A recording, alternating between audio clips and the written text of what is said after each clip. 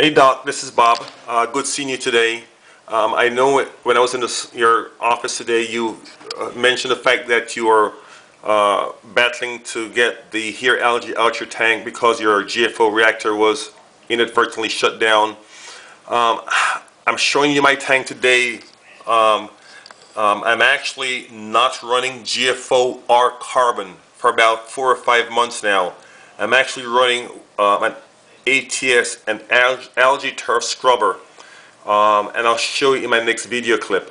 Right now, without running the GFO and the carbon, and just running the algae turf scrubber and 2 refugium with some macro in it, my tank has not looked better, Doc. I got to be honest. Or if not the same without using the GFO or the carbon. My soft corals are doing well, as you can see. I have huge heads of hammers up here. I have softies and leathers on the sand bed, as you can see.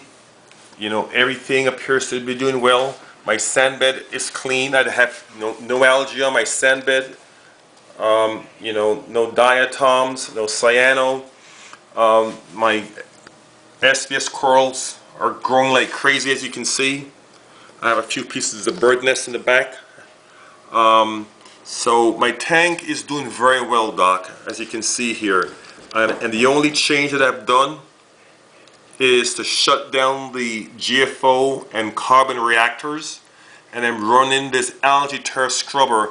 Essentially, it's a screen that I use a spray bar to let the water fall down the screen, and over time, with the help of a algae light fixture, I'm able to grow hair algae that pretty much depletes all the nutrients out of the tank. So by growing the algae in a controlled environment, it pretty much causes the algae to stay on the screen and not in my tank. So my tank is exceptionally clean. No carbon, no GFO. As you know, the GFO is expensive, but it does work. I wanted to find a more cost-effective, natural solution to keeping the nutrients down in my tank. And right now, the algae turf scrubber seems to be working as designed. It's keeping the phosphates and nitrates at 0, which is pretty good.